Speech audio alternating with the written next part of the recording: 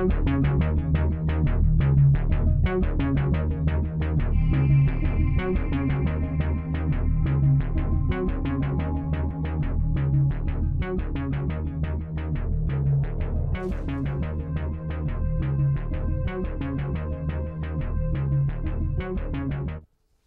to the program. Your host, Ron Whitlock. Our guest, Carlos Cascos, Cameron County Judge, and also wearing another hat in that, he is Chairman of the Governor's Border Security Council. Sitting next to him, Godfrey Garza, who is the Director of the Hidalgo County Drainage District Number 1. Welcome to the program, fellas. A team effort is called. Cameron working with Hidalgo County, both counties, lower and upper, working for the betterment of the region, for the protection of the region, and possibly for elimination of the government's plan to construct a border wall during certain segments of where the levee is going to be improved under a plan to be discussed Friday here in the Rio Grande Valley in McAllen, Texas. Secretary Chertoff coming to the region.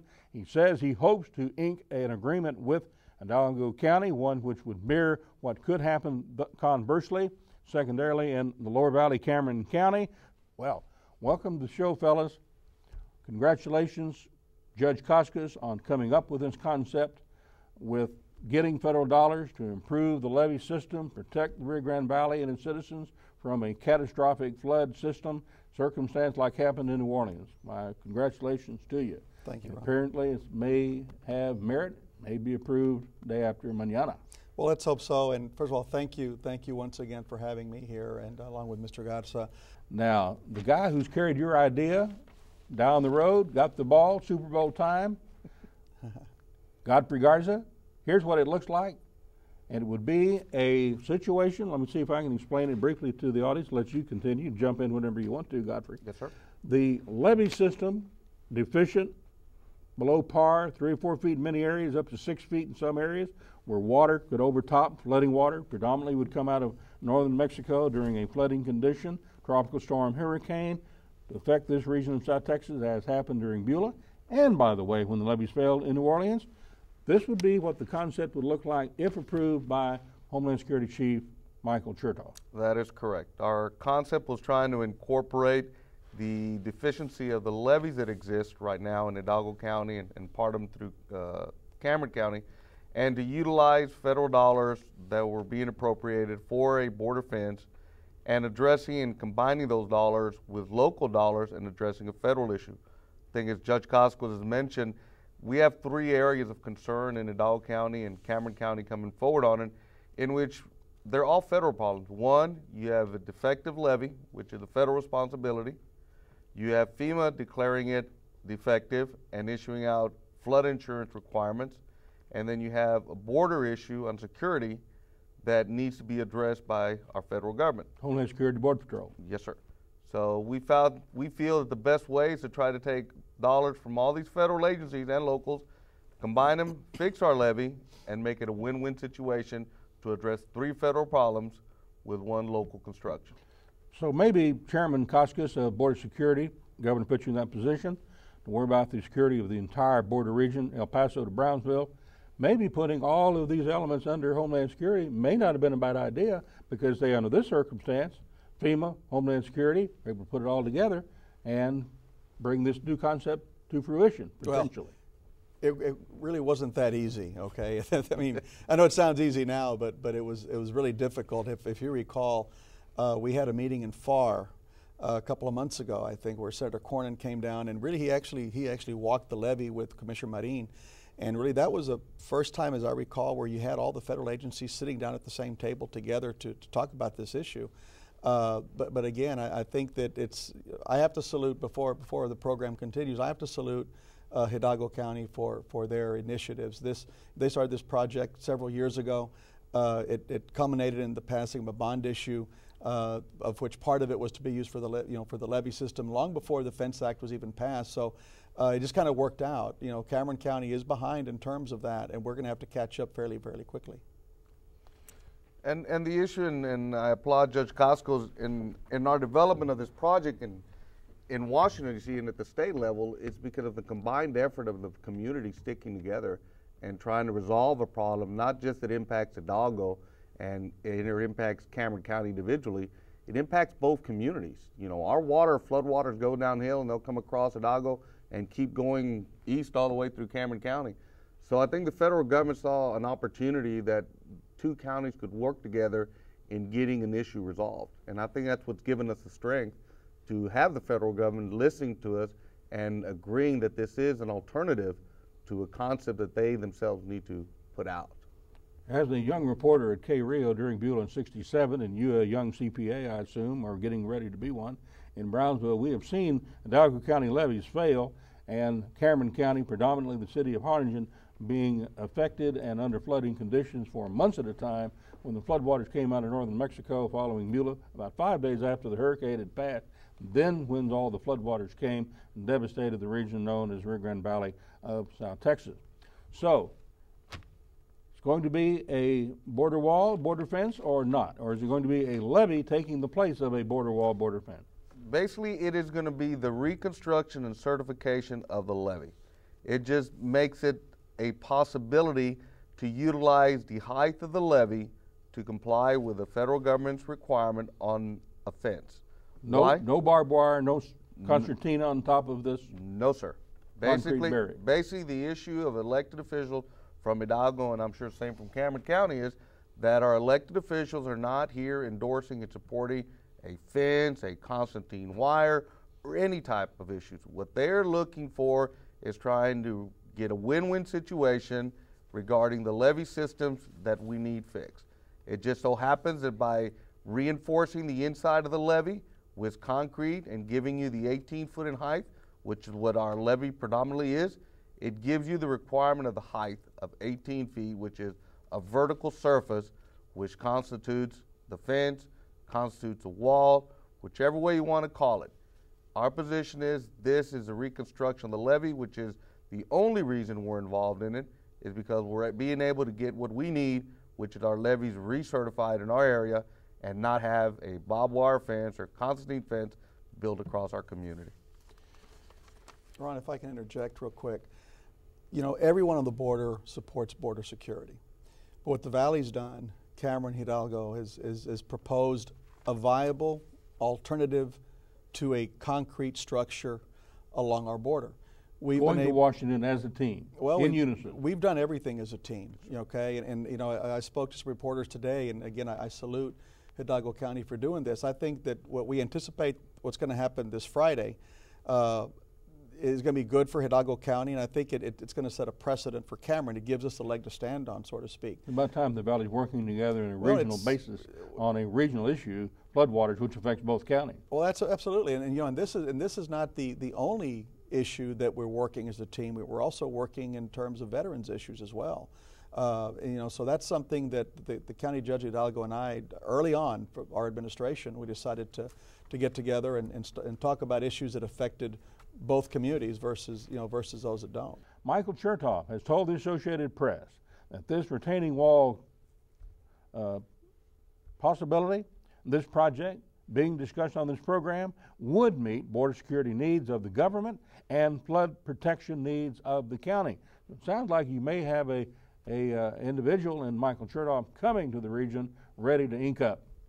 Well, we certainly hope so, and I think what we've been promoting all this time is just, you know, let's explain this to the folks in Washington, show them a picture that you've got before you, show them a diagram, explain what our concept is. We're not telling them don't build anything. We've always maintained we have a viable alternative to building a concrete structure, and at the same time protecting our community from the floodwaters that are going to happen. I mean, again, you know, it wasn't, you know, Beulah was 40 years ago. We've had some narrow hits many times, and it's bound to happen again. Katrina happened in New Orleans because of the levee breach. You know, Nevada 2 months ago had a levee breach, you know, around Reno. So it's going to happen to us at some point. We just need to be able to be prepared for it. I'd rather be talking about it now and getting it fixed than sitting here later, $200 billion later, if our levees breach and the federal government's got to pony up money to put our communities back together again. Godfrey, going nose to nose with the Homeland Security Chief, sitting next to J.D. Salinas, your Hidalgo County Judge, what are you going to try to make sure that you get out of Chertoff when he comes to the region? Basically trying to get them to acknowledge that the plan that Hidalgo County and Cameron County have presented to them and have talked to them over the past 6 months is a viable alternative to an item that nobody wants along our border, which is a fence. This situation is, to us, would be a major win for Hidalgo and with Cameron County, trying to get federal dollars into our community to reconstruct and to fix a levee. So our main objective is to try to convince Secretary Chertoff that this is a win-win situation for them and a win-win situation for our community. I think our judge and our elected officials, both in our area and in Cameron County, have been trying to get this across to the federal government. Federal government sometimes runs with blinders and do a knee-jerk reaction. And I think a reactionary government is not what we're looking for right now to come and address issues after we're flooded. We're trying to get them to understand that there is a way to get this addressed and avoid, as Judge Cascos, $150, $200 billion worth of damage in our community. We've tried to explain to our federal partners up north that Hidalgo and Cameron County are not isolated. This country depends on movement of traffic, of product from our areas to keep their plants open and their people employed up north. A dollar invested in South Texas is going to mean hundreds of dollars up north. Let's talk about dollars and cents a little bit to this proposal and this concept, which originally was come up with by Carlos Cascos. Putting this concrete at the levee system on the Rio Grande River, keeping floodwaters from getting into the populated area and from doing damage to assets and causing harm to people, potentially death, of course. What are going to be the actual bottom line numbers? This is going to save the federal government money in the long term? It's going to save over what they were going to be spending on a wall or fence. Yes, sir. It's going to save money on both parts. One is the estimated of over $3 million a mile to build a fence, and then estimations of another $2.5 to $3 million a mile to build the levees. So you're looking at two projects that would be within 30 feet from each other, running federal dollars, running $6.5, maybe $7 million. When combining these two products, you get a levee, their wall, with $3.5, $4 million a mile. You got a savings of $3 million, $4 million a mile, and you don't buy any land. You don't have any environmental impact to clear brush from fish and wildlife. You don't have a negative appearance from people trespassing across their property. This is all being built on land that already exists for a levee. You don't have a Waco standoff with some landowner who doesn't going to give up his farmland. You're not coming through the backyard. What the people are going to see is what they've seen for the past 40, 50 years, the levee. They look out the window now, they're going to see a levee. They look out the window and they get a fence, they're going to get a fence and a levee. This combination will not change the appearance of the people that look out towards the south. It is going to be the levee that we've seen for the past 30 or 40 years. And our friends and neighbors in Mexico, our family members in Mexico, they're not going to consider this a fence or wall. They're going to consider this flood protection for our citizens. Again, our bond issue. Correct? Yes, sir. Our bond issue when we sold it. You agree, Carlos? Well, I think if you're looking at it southbound, I think it's exactly what Godfrey has mentioned. You're going to see basically a berm. You're going to get a high berm. Keep in mind that this berm is going to provide I'm assuming a 24 to 30 foot wide gravel or paved road. It's going to give Border Patrol the opportunity as a direct line of sight south.